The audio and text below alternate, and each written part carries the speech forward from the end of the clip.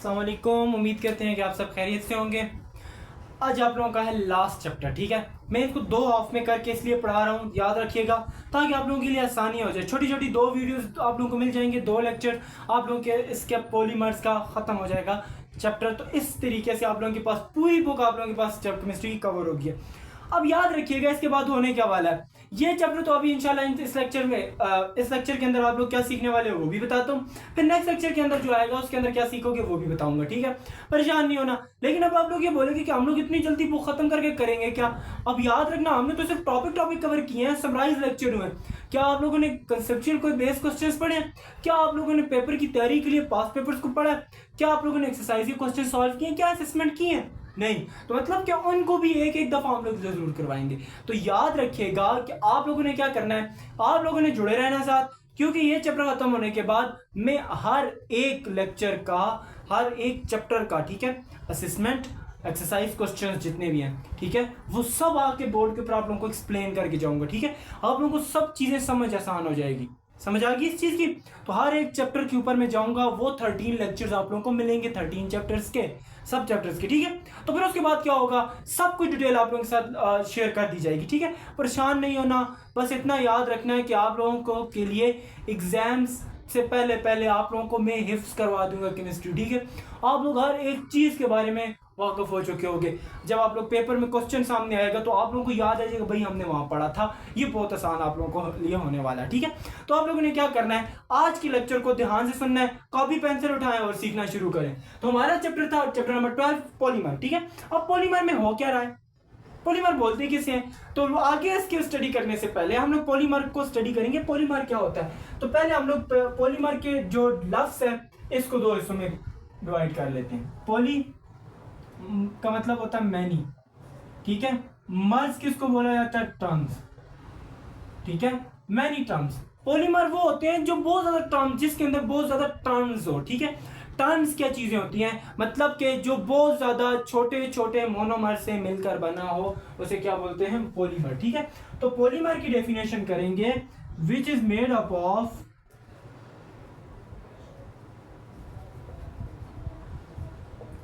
Many monomers. अब monomer क्या चीज होती है, असल में जो मोनोमर होता है, ठीक है, ब्लैक मार्क नहीं लिखी, मैं चेंज कर लेता हूं, ठीक है। तो आप लोगों ने क्या करना है कि मोनोमर्स को पहले समझे। मोनोमर्स क्या होता है, ठीक है। Mono means one, single term को आप लोग क्या बोलते हो, मोनोमर बोलते हो। और वो सिंगल एक एक यूनिट टर्म आप लोग सिंपल याद रख लो, एक यूनिट होती है, ठीक है। तो यूनिट्स, ठीक है, यहां भी मर्ज मतलब यूनिट, जो छोटी छोटी यूनिट से मिलकर बना होता है उसे क्या बोलते हैं, पॉलीमर। और जो एक यूनिट होती है वो आप लोगों के पास क्या कहलाती है, मोनोमर। देखिए मैं आप लोगों को एग्जांपल समझाता हूं। अब ये मार्कर है ना, ये मार्कर हम बोलते हैं ये पॉलीमर है, क्योंकि ये एक से ज्यादा यूनिट से मिलकर बना हुआ है, मैनी यूनिट से मिलकर बना। इसके पीछे ये भी जगह है, इसके अंदर भी मौजूद है, इसके ऊपर से कवरिंग भी है, और इसकी कैप भी है, और ये भी चीज मौजूद है, ठीक है। अब ये जो सिंगल चीज है, ये सिंगल चीज मोनोमर है, इस तरीके से ये भी मोनोमर कहलाएगा।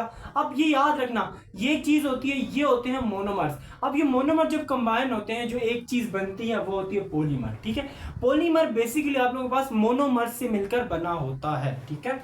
तो अब आते हैं मोनोमर जो होते हैं वो आपस में किस तरीके से कंबाइन होते हैं। याद रखना, जो मोनोमर्स होते हैं वो आपस में कंबाइन होते हैं कोवेलेंट बॉन्ड के थ्रू, ठीक है। कोवेलेंट बॉन्ड होता है इनके दरमियान, कि जो मोनोमर्स होते हैं वो दूसरे मोनोमर्स के जरिए किस तरीके से कंबाइन होंगे, कोवेलेंट बॉन्ड होगा। और जो ये कोवेलेंट बॉन्ड होगा ना, ये जब आपस में मिलेंगे और एक लॉन्ग चेन बनाएंगे, अब इस लॉन्ग चेन को हम लोग क्या नाम देंगे, पॉलीमर का। मैं एग्जांपल से समझाता हूं। देखो ये इसको अलग कर लेते हैं, एक मोनोमर ये एक दूसरा मोनोमर है, ये तीसरा मोनोमर है। अब इनके दरमियान जो रेड वाला है ये होता है कोवेलेंट बॉन्ड, ये इन मोनोमर्स को आपस में जोड़ता है। ये लॉन्गेस्ट चेन आगे बनाते जा रहे हैं ना, आगे कंटिन्यू है। तो ये मोनोमर जो आपस में मिल रहे हैं एक, तो ये मिल के क्या बनाएंगे, पॉलीमर बनाएंगे, ठीक है। क्या बनाएंगे, पॉलीमर। मैं इससे भी आसान बजाता हूं, मैं बोलता हूं ये एक आप लोगों के पास क्या है, एक यूनिट है, ये दूसरा यूनिट है, ये तीसरा यूनिट है, ये चौथा यूनिट है, ये पांचवी यूनिट है। अब ये क्या हुए, ये आपस में जुड़े हुए हैं कोवेलेंट बॉन्ड के थ्रू, ये जुड़ा हुआ है, ये इसके साथ, ये इसके साथ, ये इसके साथ, ये आगे। अब ये जोड़ जोड़ के एक लॉन्गेस्ट चेन बना रहे हैं ना, तो ये सिंगल आप लोगों के पास क्या कहलाएगा, मोनोमर कहलाएगा। और ये पूरी चेन को हम लोग क्या नाम दोगे, पॉलीमर का नाम दोगे। आप समझ आ गई पॉलीमर क्या होते हैं और किसके थ्रू मिले होते हैं, कोवलेंट बॉन्ड के थ्रू। अब आ जाते हैं पॉलीमराइजेशन क्या होती है। पॉलीमराइजेशन की डेफिनेशन लिखें, ज्वाइनिंग ऑफ मैनी मोनोमर्स। ये एक ऐसा प्रोसेस होता है, ठीक है, जिसमें मोनोमर्स कंबाइन होकर पॉलीमर्स बनाते हैं, उसको हम लोग किसका नाम देते हैं, पॉलीमराइजेशन का। ये प्रोसेस होता है, ठीक है। प्रोसेस में लिख लेता हूं, the process in which joining of many monomers to form big molecule या large molecule is known as polymerization. Polymerization क्या होती है, जिसमें ये एक प्रोसेस होता है। अब ये प्रोसेस कौन सा प्रोसेस होता है, पोलिमराइजेशन के बनने का प्रोसेस। पोलिमराइजेशन क्या चीज होती है, पॉलीमर के बनने के प्रोसेस को क्या नाम देते हो, पोलिमराइजेशन। सबसे आसान, पॉलीमर के बनने के प्रोसेस को क्या नाम दिया जाता है, पॉलीमराइजेशन का नाम दिया जाता है। समझ आ गई है, ये होता है पॉलीमर, ये होती है पॉलीमराइजेशन। मोनोमर भी समझ आ गया होगा। अब आते हैं पॉलीमर्स की टाइप के ऊपर। पॉलीमर्स की दो टाइप्स होती हैं, बहुत ज्यादा टाइप्स भी होती हैं, ऐसा ना हो आप लोग दो टाइप समझ लो। ये किसकी बेस पर होती हैं, ऑन द सिंथेसिस ऑफ, मतलब कि सिंथेसिस की बेस पे होती है, ठीक है, on the base of synthesis के बनाने की। हम लोग पॉलीमर को किस तरीके से बना सकते हैं, इस बेस पर आप लोगों ने क्या किए, दो टाइप्स बनाई कि पॉलीमर के बनने के कितने तरीकाकार हैं, उस तरीकाकार की बेस पर आप लोगों ने क्या कर दिया, इसकी दो टाइप्स बना दिया। वरना और बहुत सारा टाइप्स होती है, ठीक है। आप लोगों ने किसकी बेस पर बनाई है, on the basis of synthesis. Synthesis की बेस पर आप लोगों ने इसकी दो टाइप्स बयान करनी है, ठीक है। एक होती है एडिशन पॉलीमर,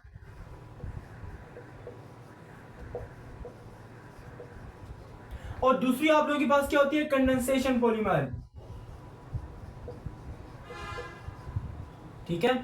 ये दो टाइप्स आप लोग अभी आज के लेक्चर में ही सीखोगे। तो आप लोग पता चल गया आज के लेक्चर में हमने क्या सीखना है, पॉलीमर सीखना है, उसके बाद एडिशनल पॉलीमर और कंडेंसेशन पॉलीमर, ठीक है। ये दोनों पॉलीमर्स और इनकी एग्जांपल्स में सिखाऊंगा, डायग्राम के साथ आप लोगों को डायग्राम ड्रा करके बताऊंगा कि कहाँ कैसे पॉलीमर्स बनते हैं, क्या चीजें यहाँ से निकलती हैं, कहाँ नहीं निकलती, ये सब चीजें। तो हम लोग पहले डिटेल में पढ़ेंगे एडिशनल पॉलीमर को, ठीक है। अब एडिशन पॉलीमर क्या होता है, इसके नाम से पता चल रहा है कि एडिशन पॉलीमर में क्या होता है, एडिंग ऑफ मोनोमर। इसमें आप लोग मोनोमर्स को आपस में ऐड कर रहे होते हो, इसमें मोनोमर्स को आपस में कंबाइन कर रहे होते हो, आप लोग क्या कर रहे होते हो, ऐड कर रहे होते हो। जब लोग आप लोग ऐड करते हो ना, इसमें एक काम होता है, ठीक है, without losing of any molecule. इसमें से कोई चीज मॉलिक्यूल, कोई भी चीज रिलीज नहीं होती, निकलती नहीं है। एग्जांपल से समझाऊंगा, समझ आ जाएगी। लेकिन यहाँ पे अभी सिर्फ सीखो कि यहाँ पे क्या करना, मोनोमर्स को, मतलब कि आप ये मोनोमर्स हैं तीनों, इन तीनों को मैं एक साथ इस तरीके से जोड़ूंगा, ऐड करता जाऊंगा आपस में। जब ऐड करूंगा तो ऐड ही हो रहे होंगे और एक लॉन्गेस्ट चेन बनाते जाएंगे, लेकिन इनमें से कोई भी चीज रिमूव या रिलीज नहीं होगी। Without losing of any molecule का मतलब है कि इसमें कोई भी मॉलिक्यूल टूट के नहीं निकलेगा, ठीक है। ये चीज याद रखनी है। अच्छा, तो जब टूट के मॉलिक्यूल नहीं निकलेगा तो फिर नया मॉलिक्यूल कैसे ऐड होगा, फिर नया मॉलिक्यूल कैसे ऐड होगा, यही तो बात है। मैंने कहा था कि आप लोग क्या करते हो, या तो चीजों को रिमूव करवाते हो तब भी उसकी जगह नई चीज आती है। डिस्प्लेसमेंट रिएक्शन पढ़े थे ना, इस तरह ही होता है। लेकिन यहाँ पे हम लोग ने कहा कोई चीज नहीं निकल ली, तो नहीं निकल ली तो मतलब अगर उसमें दरमियान डबल और ट्रिपल बॉन्ड है वो टूटेगा, डबल और ट्रिपल बॉन्ड है वो टूटेगा। तो याद रखना है कि ये एडिशनल पॉलीमर सिर्फ और सिर्फ डबल एंड ट्रिपल बॉन्ड के दरमियान हो सकती है, ट्रिपल बॉन्ड वाले मॉलिक्यूल्स के दरमियान होती है, ठीक है। तो याद रखना कि एडिशनल पॉलीमर हम लोग वहां करवा सकते हैं जहां पे मॉलिक्यूल में डबल या ट्रिपल बॉन्ड होते हैं। सिंगल बॉन्ड में एडिशनल पॉलीमर नहीं होता। क्यों नहीं होता, सवाल है ना, क्यों नहीं होता। अब सवाल आ जाए कि भाई क्यों नहीं होता, यही नहीं होता कि अगर वो सिंगल मॉलिक्यूल है, अब नई चीज ऐड करवाओगे तो पहला बॉन्ड तोड़ना पड़ेगा। तो मैंने कहा सिंगल बॉन्ड के दरमियान, सिंगल बॉन्ड वाले जो मॉलिक्यूल्स होते हैं उनमें पॉलीमर्स, आप लोगों के पास एडिशनल पॉलीमर्स नहीं बनते। क्यों नहीं बनते? क्योंकि उनको पहला एक ही बॉन्ड है, सिंगल बॉन्ड होते हैं उनके दरमियान। तो सिंगल बॉन्ड तोड़ोगे, जब तोड़ोगे तो मॉलिक्यूल ही अलग हो गया। जब तोड़ोगे नया बॉन्ड, नई चीज ऐड करवा रहे हो, तो नई चीज ऐड करवाओगे, पहला तो तोड़ दिया, तो फिर वो लॉन्गेस्ट चेन नहीं बनेगी। इसमें क्या होता है कि डबल बॉन्ड होता है वो सिंगल बॉन्ड में कन्वर्ट हो जाता है, ट्रिपल डबल में कन्वर्ट हो जाता है टूट के, और नई चीज ऐड हो जाती है। कोई चीज रिमूव नहीं हो रही होती है, एक लॉन्गेस्ट चेन इस तरीके से बनती जाती है। समझ आ गई है? और यहाँ पे बोला गया है कम से कम 4000 से लेकर 40,000 तक कार्बन एटम्स कंबाइन हुए होते हैं। ठीक है, तो मतलब कितनी लॉन्गेस्ट चेन्स बनती हैं। तो याद रखना, अभी हम लोग 40,000 या 4,000 कार्बन सिस्टम नहीं बना सकते बोर्ड पे, मुश्किल है।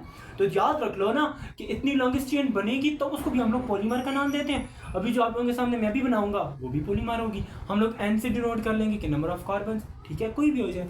तो अब ये आप लोगों के पास होती है एडिशनल पॉलीमर। एग्जाम्पल की तरफ आते हैं भाइयों। एग्जाम्पल बड़ी आसान है। एग्जाम्पल आप लोगों ने पढ़ी होगी पॉलीइथाइलिन की। ठीक है, पॉलीइथाइलिन एग्जाम्पल की समझ आ जाएगी कैसे। अब ये पॉलीइथाइलिन असल में एक पॉलीमर है और एडिशन पॉलीमर है। तो ये किससे मिलकर बना है वो हम लोग देखेंगे। पहला मोनोमर की हेडिंग देते हैं कि मोनोमर इसके लिए कौन सा, क्योंकि हमें पता है ना कोई भी पॉलीमर है वो मोनोमर से मिलकर बना होता है। अब ये कौन से मोनोमर से मिलकर बना होता है? ये मोनोमर इसके लिए इस्तेमाल होता है इथीन। इथीन क्या चीज होती है? कार्बन कार्बन के दरमियान डबल बॉन्ड का आना। ठीक है, अब यहां पे भी आप लोग देखोगे कि आप लोगों के पास क्या हो रहा है, कार्बन कार्बन के दरमियान डबल बॉन्ड है। तो मैंने कहा था ना डबल बॉन्ड होगा तो वो सिंगल बॉन्ड के अंदर कन्वर्ट होगा। फिर आप लोगों के पास वो रिपीटिंग यूनिट्स, आपस में यूनिट्स कंबाइन होते जाएंगे, मोनोमर्स कंबाइन होते जाएंगे। फिर आप लोगों के पास एक एडिशनल पॉलीमर बनेगा। जो एग्जांपल उठाइए पॉलीइथाइलिन की। पॉलीइथाइलिन का दूसरा नाम क्या होता है? पॉलीइथीन। ठीक है, ये दोनों नाम आप लोग याद कर लो। अब यहां से देखना इसके अंदर रिपीटिंग यूनिट क्या होती है, कि इसमें मोनोमर कौन सा मोनोमर बार बार रिपीट हो रहा होता है। ठीक है, वो देखना ये वाला। अब डबल बॉन्ड टूट जाएगा, वो किसके अंदर कन्वर्ट होगा? सिंगल बॉन्ड के अंदर। और याद रखना जब डबल बॉन्ड सिंगल बॉन्ड के अंदर कन्वर्ट हुआ तो मतलब अब कार्बन एक बॉन्ड और बना सकता है, ये वाला कार्बन भी एक बॉन्ड और बना सकता है। तो अब एक और एथीन आता है, वो इधर कंबाइन होगा, दूसरा वाला इधर कंबाइन होगा। इसी तरीके से आगे कंबाइन होते होते इस साइड पे लॉन्गेस्ट चेन बनेगी, दूसरे इधर कंबाइन होते होते आगे की तरफ जाते जाएंगे, इस तरीके से लॉन्गेस्ट चेन बनेगी। तो समझ आ गई, ये आप लोगों के पास होती है रिपीटिंग यूनिट का नाम इसको दिया जाता है, क्योंकि ये यही चीज बार बार रिपीट हो रही होती है। CH2 जो ये लिखा गया है ना, ये आप लोगों के पास है रिपीटिंग यूनिट। यही चीज यहाँ पे भी अटैच होगी, यही चीज यहाँ पे भी, वही चीज आगे इस तरह करते करते एक लॉन्गेस्ट चेन बनती जाएगी। और पता है कि कितने कार्बन एटम्स आपस में कंबाइन होते जाएंगे। समझ आ गई इस चीज की। अब एग्जांपल से आप लोगों को डायग्राम से समझा देते हैं। हमें अब यहाँ से उठाता हूँ आप लोगों के पास सबसे पहले इथीन। इथीन का स्ट्रक्चर ड्रॉ करते हैं। ये n नंबर ऑफ इथीन्स हैं हमारे पास, n नंबर ऑफ इथीन्स हैं। n नंबर ऑफ इथीन है कि बेताशा हमारे पास इथीन पड़े हैं। अब उन इथीन को आपस में जोड़ना है। कैसे जोड़ेंगे देखना। अब जब भी ये आपस में जोड़ने के काबिल होंगे तो ये क्या करेंगे? अपना ये वाला बॉन्ड तोड़ देंगे, अपना ये वाला बॉन्ड तोड़ देंगे। जब ये अपना बॉन्ड तोड़ेंगे तो ये इस तरीके से कन्वर्ट हो जाएंगे। अब ये इनके पास एक एक्स्ट्रा बॉन्ड बन जाएगा। एक एक्स्ट्रा बॉन्ड देखिए मैंने यहाँ पे बना के बताया ना, ये एक्स्ट्रा बॉन्ड इसके साथ आ गया। अब ये वाला एक बॉन्ड सिंगल बॉन्ड में कन्वर्ट हो गया। अब ये एक्स्ट्रा बॉन्ड एक बन गया। अब ये एक्स्ट्रा बॉन्ड जो जगह बनी है, अब ये n मैंने लिखा है कि बहुत ज्यादा इथीन आपस में कंबाइन हुए हैं। अब ये क्यों कैसे कंबाइन हुए हैं कि इनका डबल बॉन्ड सिंगल बॉन्ड में कन्वर्ट हुआ है और वो उसके पास इस तरीके से n बन गया। ठीक है, n नंबर। अब ये जो जगह खाली है इन जगहों पे क्या अटैच होगा? ये जो चीज बनी है ना यही आगे अटैच होगी। कैसे? आप लोगों को नहीं समझ आ रहा होगा, थोड़ा सा कॉम्प्लिकेटेड है। मैं यहाँ पे मिटा के थोड़ा सा इसको एक्सप्लेन करता हूँ, आप लोगों के लिए आसानी हो जाएगी। ठीक है, मैंने कहा वही चीज उठाते हैं ना। अब आप लोग बोलोगे n क्या चीज होती है? ये चीज उठाया, ये चीज देखी। अब ये देखें, ये चीज मैंने बनाई थी ना। अब n नंबर का क्या मतलब है? इस जैसे ही आगे कंबाइन होते जाएंगे। अब यहाँ पे देखना ये चीज कंबाइन होगी। मैं दूसरे से एक्सप्लेन कर रहा हूँ मार्कर से। ये H, ये और ये दूसरा मोनोमर आके अटैच हुआ। ये एक मोनोमर है, ये दूसरा मोनोमर है। ठीक है, एक जैसे ही मोनोमर कंबाइन हो रहे हैं। अब इसके आगे तीसरा मोनोमर आएगा। इसने देखो बॉन्ड बनाया तो इसने जगह बता दी कि यहाँ मोनोमर आएगा। अब ये आगे, अब यहाँ पे एक नया मोनोमर आएगा। इस तरीके से कंटिन्यू चलता रहेगा प्रोसेस। आगे की तरफ जाते जाएंगे, एक लॉन्गेस्ट चेन बनती जा रही है। तो ये मोनोमर्स कंबाइन हो रहे हैं ना, पहला मोनोमर, दूसरा, तीसरा, चौथा, इस तरह कंबाइन होते बनेंगे। इसी तरीके से इसके पीछे भी, यहाँ पे मैं बनाता हूँ, आपको शायद नजर आ रहा हो, CH CH इस तरीके से।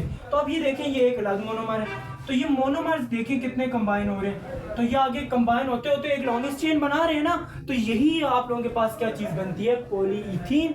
और यही आप लोगों के पास एडिशन पॉलीमर की एग्जांपल है। समझ आ गई पॉलीमर की एग्जांपल की। अब मैं इसके बाद एग्जांपल एक्सप्लेन करूंगा पॉलीविनाइल क्लोराइड की, ठीक है। दरमियान में जो एग्जांपल नंबर 2 बहुत आसान है, सेम इसी तरीके से वो आप लोगों ने खुद ट्राई करनी है, ठीक है। इसलिए छोड़ रहा हूँ क्योंकि वो सेम इसी तरीके से बस कार्बन की तादाद बढ़ानी है। समझ आ गई इस चीज की। मैं रेस करके नेक्स्ट के साथ हाजिर होता हूँ। ये देखना अभी आया। नेक्स्ट एग्जांपल है, मैंने कहा था कि आप लोगों के पास एडिशन की नेक्स्ट एग्जांपल है पीवीसी, ठीक है। पीवीसी क्या होता है, पॉलीविनाइल क्लोराइड, ठीक है। क्या बोला जाता है, पॉलीविनाइल क्लोराइड। अब पॉलीविनाइल क्लोराइड असल में है क्या चीज, ये एक पॉलीमर है। क्या है, पॉलीमर। अब इस पॉलीमर समझ आ गई इस चीज की, पॉलीमर है तो किससे मिलकर बना होगा, मोनोमर से। अब ये किस मोनोमर से मिलकर बना होता है वो चीज देखते हैं। इसके लिए आप लोगों के पास जो मोनोमर इस्तेमाल होता है वो ये, मैं आप लोगों के पास इसका स्ट्रक्चर ड्रा करूं। चले पहले इसका नाम लिख लेते हैं, ठीक है, फिर इसका स्ट्रक्चर बनाएंगे, ठीक है। अब ये तो आ गया। अब आप लोगों ने बताना है कि अब ये जो मोनोमर आप लोगों ने लिखा है, अब ये मोनोमर आपस में कंबाइन कैसे होता है। तो कंबाइन देखेंगे तो यहाँ पर इसके दरमियान होता है डबल बॉन्ड, ठीक है। तो हम लोग इसके लिए रिपीटिंग यूनिट देखेंगे, आप लोगों को समझ आ जाएगी, ठीक है। मैं इसका स्ट्रक्चर ड्रा करूंगा, ठीक है। इसका स्ट्रक्चर गौर से देखना, ठीक है। C double bond C H Cl, जो आप लोगों की बुक के मुताबिक चल लेते हैं ताकि आप लोग कंफ्यूज ना हो। ये H और ये H, ठीक है। ये अब आ गया डबल बॉन्ड। अब ये क्या होगा, एडिशन में क्या होता है, डबल बॉन्ड टूटता है ना, सिंगल बॉन्ड में कन्वर्ट होता है। तो सिंगल बॉन्ड इसमें से हटा दो, तो एक बॉन्ड इसके साथ लगा लो, एक बॉन्ड इसका काम हुआ है तो इसका बन गया। तो यही चीज आप लोगों का क्या होगा, रिपीटिंग यूनिट होगा। C सिंगल बॉन्ड, H ये चीज या Cl है यहाँ पे H हाइड्रोजन जी। अब जो भी इस जैसा मोनोमर होगा वो इधर आके भी अटैच होगा, इधर आके भी अटैच होगा और एक लॉन्गेस्ट चेन बनाते जाएगा, जैसे आप लोग बोलेंगे पॉलीविनाइल क्लोराइड, ठीक है। अब ये पॉलीविनाइल क्लोराइड मुख्तलिफ तरह के पाइप बनाने में, केबल वायर्स बनाने में इस्तेमाल होता है, ठीक है। ये चीज याद रखनी है। अब इसको मिलाते कैसे हैं, ये इस तरीके से, ठीक है। मैंने जिस तरह दूसरे का बताया था इसका भी बता देता हूँ, ठीक है। अब ये देखो दोनों तरफ खाली है जगह ना, तो यहाँ पे एक नया आ जाएगा,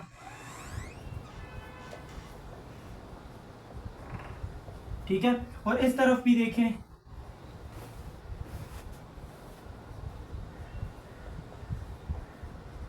अब ये देखें, एक मोनोमर ये है, एक मोनोमर ये है, एक मोनोमर ये है।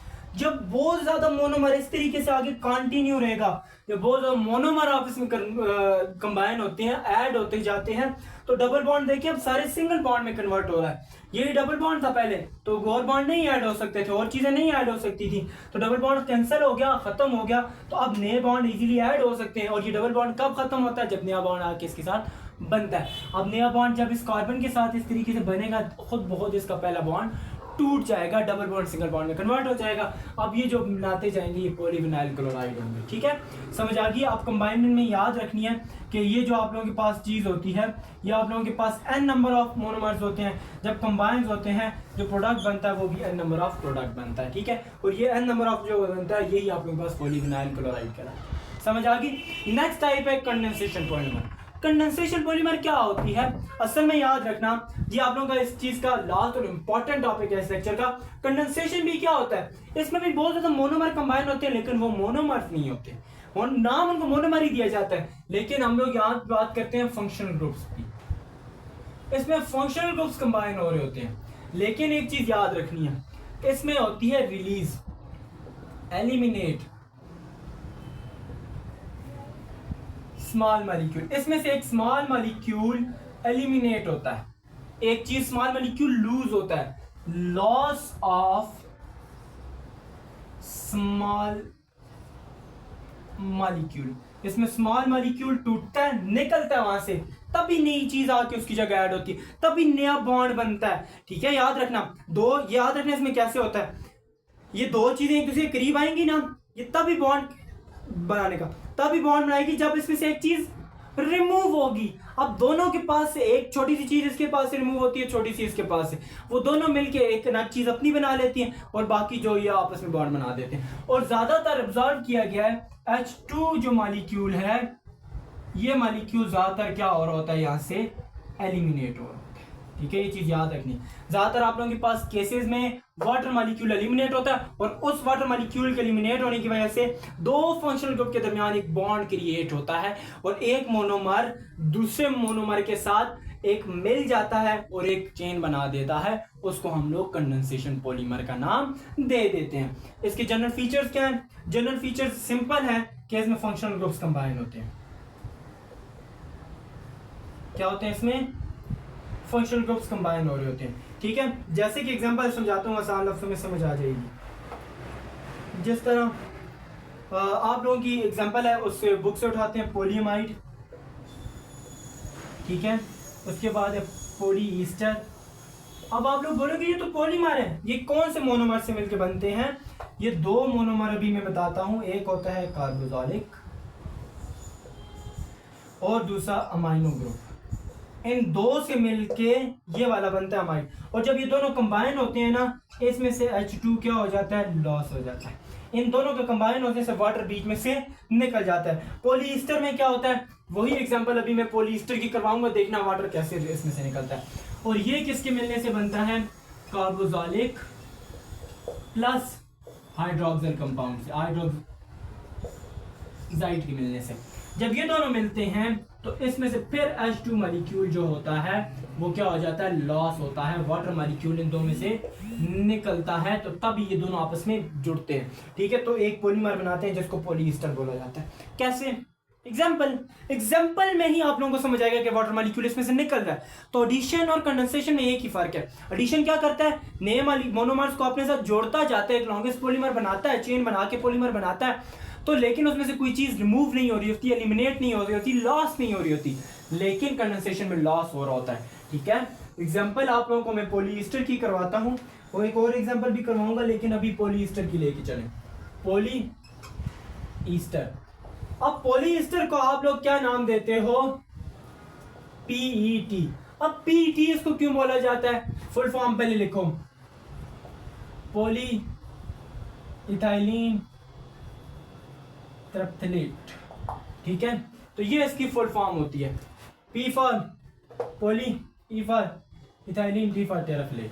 ठीक है, तो ये आप लोगों ने याद रख लेना। PET इसको इसको बोला जाता है पॉलीईस्टर को। ये नाम याद होता है, ये याद होता है MCQs के लिए, ये वाला PET को याद कर लें, वरना पॉलीईस्टर एग्जांपल से भी आप लोग एक्सप्लेन कर सकते हैं। ठीक है, अब इसके लिए कौन से मोनोमर्स इस्तेमाल होते हैं अभी आप लोग खुद बताओगे। ये दोनों मोनोमर है ना, होते फंक्शनल ग्रुप है लेकिन होते तो मोनोमर है। ठीक है, फंक्शनल ग्रुप इनको बोला जाता है, लेकिन ये दोनों मिलके क्या बना रहे हैं? पॉलीईस्टर ना। तो कोई भी चीज जो मिलके पॉलीमर्स बनाए वो मोनोमर्स कहलाती है। तो ये मोनोमर्स है, तो इसके लिए मोनोमर्स जो हमें चाहिए वो दो चाहिए। एक आप लोगों के पास कौन सा होना चाहिए और दूसरा कौन सा होना चाहिए? अब गौर से सुनना, पहला होना चाहिए ट्रिप्थलेट एसिड। ठीक है, ट्रिप्थलेटिक एसिड। अब ये कौन सा एसिड होता है? जिसके पास होता है कार्बोक्सिलिक ग्रुप। ठीक है, अब इसके पास कार्बोक्सिलिक ग्रुप ऐसे होता है। ठीक है, मैं इसको मिटा देता हूँ, आप लोगों के पास इसका पहले स्ट्रक्चर आप लोगों को समझा देता हूँ। अब इसका स्ट्रक्चर होता है ऐसे, C डबल बॉन्ड OH एक साइड पे भी, दरमियान में आप लोगों के पास होता है बेंजीन। ठीक है, और दूसरी साइड पे भी होता है कार्बोक्सिलिक ग्रुप। ठीक है, इसीलिए हम लोगों ने कहा कि इसके पास पहला होता है कार्बोक्सिलिक, दूसरा क्या है? हाइड्रोक्साइड। ठीक है, अब मतलब इसके पास OH होगा, तो OH कैसे होगा? नाम सुनना और आप लोगों को खुद ही समझ आ जाएगी। ठीक है, क्या है? Ethylene glycol. ठीक है, अब इसका स्ट्रक्चर ड्रा करता हूं किस तरह। इसके पास OH ग्रुप होता है, तो OH ग्रुप गौर से सुनना। ठीक है, C6H4 एक साइड पे भी OH होगा और दूसरी साइड पे भी OH ग्रुप होगा। समझ आ गई इस चीज की? तो यही चीज मैं बताना चाह रहा था आप लोगों को। ठीक है, तो अब ये OH का मैंने बॉन्ड बना दिया था, बॉन्ड गया था। ठीक है, ये आप लोगों के पास है इथाइलिन ग्लाइकोल।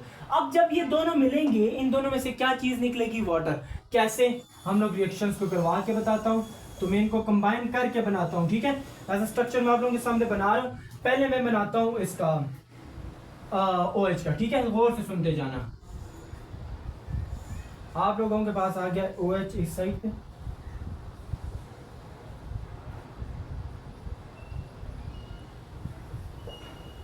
C आप लोगों के पास आ गया H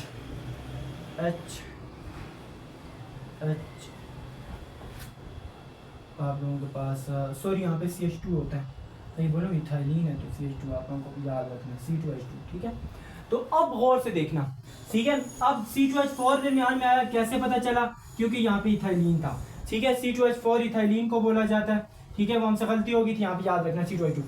अब यहाँ पे हम लोगों ने वो ड्रा करना है, और यहाँ पे आप लोगों के पास आ गया O। यहाँ पे मैं यहाँ से इसको रिप्रेजेंट कर देता हूँ HC प्लस। अब ये तो मैंने लिख लिया, अब दूसरा किसको उठा के लिखना है?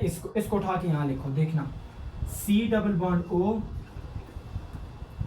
ये OH इसका आ गया, बाकी ड्रा करो C6H6। अब C6H4 का स्ट्रक्चर ड्रा करना है, मैं ड्रा कर देता हूँ यार। एक पेंटागोनल आप लोगों के पास हेक्सागोनल शेप होती है, उसके अंदर बॉन्ड ऐसे बने होते हैं, ठीक है। C double bond O OH, ठीक है। अब ये होता है आप लोगों के पास स्ट्रक्चर। ये स्ट्रक्चर, ये वाला स्ट्रक्चर जो था ना, ये बना दिया। ये वाला जो स्ट्रक्चर था ये। अब इसमें से देखिए, ये जो चीजें हैं ये दोनों आप लोगों के पास क्या हो जाएंगी? रिमूव हो जाएंगी। जब ये दोनों रिमूव होंगी तो मतलब यहाँ से वाटर रिमूव हो गया, तो मैं रिमूव करके यहाँ पे ये इसका प्रोडक्ट लिखता हूँ। अब मैं प्लस का आंसर हटा रहा हूँ कि मतलब अब ये दोनों कंबाइन हो चुके हैं। कैसे कंबाइन हुए हैं कि इसमें से वाटर क्या हो गया? उड़ गया। जब वाटर उड़ गया तो ये दोनों आपस में कंबाइन हो गए, तो ये आप लोगों के पास बन गया PET, ठीक है, पॉलीईस्टर, ठीक है। समझ आ गया? इस तरीके से ये स्ट्रक्चर होता है पॉलीईस्टर का। अब ये दोनों किस तरह कंबाइन हुए? क्योंकि इन दोनों में से वाटर मॉलिक्यूल उड़ गया। अब जो नया हाइड्रोजन कंपाउंड यहाँ पे ऐड होगा उसको OH के साथ यहाँ से उड़ेगा।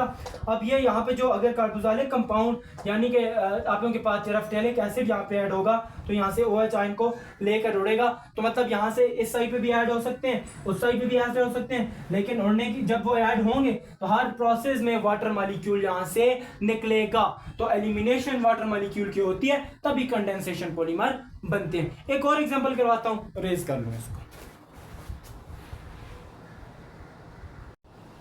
नेक्स्ट एग्जांपल है आप लोगों के पास पॉलीएमाइड्स की, ठीक है। पॉलीएमाइड्स असल में क्या चीज होती है? मुश्किल नाम लिखा हुआ है, आप लोग ये नाम याद करें, नाइलून, ठीक है। नाइलून 6 इसको बोला जाता है। क्यों बोला जाता है आगे देख लेंगे आप लोग। कि देखना इसमें आप लोगों के पास 6 CH2 स्ट्रक्चर्स होते हैं, CH2 6 हेक्सागोनल स्ट्रक्चर्स होते हैं, इस वजह से आप लोग 6 इसको बोलते हो। तो आप लोग सबसे पहले इसको देखो, इसके लिए मोनोमर क्या इस्तेमाल होगा? कौन से 2 मोनोमर इस्तेमाल होंगे? लिखवाए थे। एक आप लोगों के पास कार्बोक्सिलिक एसिड, जो कि आप लोगों के पास एक अमाइनो ग्रुप होता है, एक कार्बोक्सिलिक एसिड होता है। तो हम लोग दोनों के दोनों यहाँ पे लिखेंगे। पहले का नाम होता है हेक्सा मिथाइलिन डायअमाइन। अब देखिए यहाँ पे लफ्ज इस्तेमाल हुआ डायअमाइन का, ठीक है। डायअमाइन का मतलब है, स्ट्रक्चर ड्रॉ करूंगा, देखना डायअमाइन किस तरह आते हैं। NH2 CH2 6 hexa methylene, CH2 बोलते हैं मिथाइलिन को, मिथाइलिन को बोला जाता है CH2, हेक्सा का मतलब 6, तो 6 इसीलिए हम लोग बोलते हैं कि 6 मिथाइलिन होंगे। और डायअमाइन का मतलब है एक साइड पे भी अमाइन आएगा और दूसरी साइड पे भी अमाइन आएगा। अमाइन बोलते हैं NH2 को, अमाइन किसको बोला जाता है? NH2 को। तो दोनों साइड पे देखें NH2 आया, तो ये पहला मोनोमर इस्तेमाल होगा। सेकेंड मोनोमर कौन सा इस्तेमाल होगा? एडिपिक एसिड, ठीक है।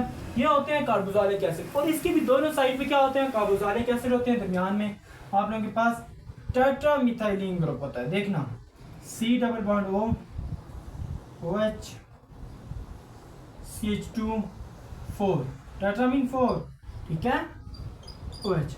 ये आप लोगों के पास इस्तेमाल होते हैं मोनोमर। एक मोनोमर ये, एक मोनोमर ये 2 मोनोमर्स आपस में कंबाइन होंगे और क्या होगा? इसमें से लॉस ऑफ वाटर मॉलिक्यूल होगा, तो एलिमिनेट होगा इसमें से असल में वाटर मॉलिक्यूल, ठीक है। इसीलिए हम लोग बोलते हैं ये क्या है? कंडेंसेशन पॉलीमर है। तो क्यों पॉलीमर है कैसे पता चला? क्योंकि ये चीज़ यहाँ से क्या हो रही होती है, एलिमिनेट हो रही होती है। जब भी स्मॉल मॉलिक्यूल एलिमिनेट हो उसके बाद को मोनोमर्स आपस में कंबाइन हो सकें उसको बोलते हैं कंडेंसेशन पॉलीमर। यही चीज पढ़ी है ना, अब यही चीज एग्जांपल में सीखते हैं।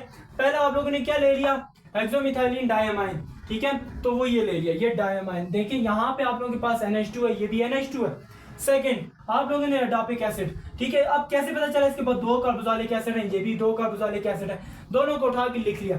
अब इन दोनों को उठा के लिखो और आपस में ऐड कर लो, कंबाइन कर लिया।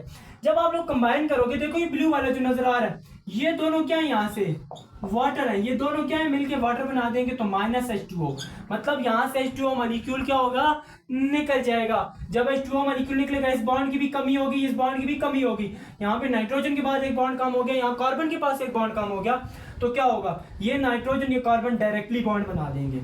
ये नाइट्रोजन मैं इसको नहीं करता, ये रेड से मैं इसको मार्क नहीं कर रहा, मैं इसको ये कर रहा हूँ, ठीक है, यहाँ पे ये बॉन्ड, ठीक है, ये बॉन्ड जो आप लोगों के पास बना है, ये देखें, ये बॉन्ड किसकी वजह से बना है, ये बॉन्ड बना है जब यहां से -H2O हुआ है, जब यहां से -H2O हुआ है, जब इसके पास से हाइड्रोजन और इसके पास से OH गया है, तो ये बॉन्ड दरमियान वाला बना है जो ब्लैक से मैंने नोट किया है। यही वो बॉन्ड है जो इन दोनों को आपस में जोड़ता है, और जहां से एलिमिनेट हो रहा है वाटर, तो वाटर के एलिमिनेट होने से कंडेंसेशन पॉलीमर बनना है, तो यहां से कैसा बन गया, पॉलीमर्स बन गए, वही कंडेंसेशन पॉलीमर, और इसका नाम है 9266 या पॉलीअमाइड। ठीक है, पॉलीअमाइड क्यों बोला गया, हम बोलते हैं ये n नंबर ऑफ आप लोगों के पास मिले हैं, ये भी आप लोगों के पास क्या थे, n नंबर ऑफ थे, मतलब बहुत ज्यादा तादाद थी इनकी। ठीक है, तो अब जो रिजल्ट आया उसमें भी n नंबर ऑफ चीजें आई हैं। ठीक है, अब ये इस तरीके से आगे, अब देखो एक ये बना ना, इसके साथ दूसरी जगह पे एडोपिक एसिड आके अटैच हो सकता है, अल्टरनेटिंग आएंगे, अल्टरनेटिव्स आएंगे। ठीक है, ऐसा नहीं है इसके साथ आगे कार्बोक्सिलिक, मतलब कि आप लोगों के पास ये पहले से एडोपिक एसिड है, एक और एडोपिक एसिड इसके साथ ऐड हो सके, नहीं, ये एडोपिक एसिड है, इसके साथ आप लोगों के पास अमाइनो ग्रुप वाला ऐड होगा, यानी हेक्सोमिथाइलिन डायमाइन ऐड होगा, तभी वहां से जो नाइट्रोजन होगा वहां से भी वाटर निकलेगा, तो फिर इस तरीके से रिएक्शन होगा।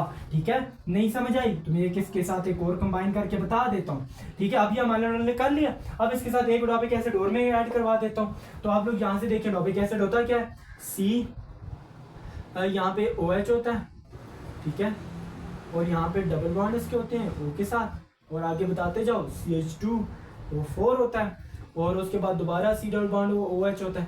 ठीक है, ये चीज होती है। अब यहाँ से ये दोबारा क्या है, वाटर मॉलिक्यूल है ना, अब ये वाटर मॉलिक्यूल यहाँ से क्या हो जाएगा, निकल जाएगा। ठीक है, H2O मॉलिक्यूल यहाँ से निकल जाएगा, मैं उड़ा देता हूँ यहाँ से, वाटर मॉलिक्यूल को यहाँ से उड़ा दिया, क्योंकि हमने क्या कहा, वाटर मॉलिक्यूल निकलेगा तभी नया बॉन्ड बनेगा। यहाँ से वाटर मॉलिक्यूल निकल गया, -H2O, तो ये डायरेक्टली बॉन्ड इनके दरमियान बन गया।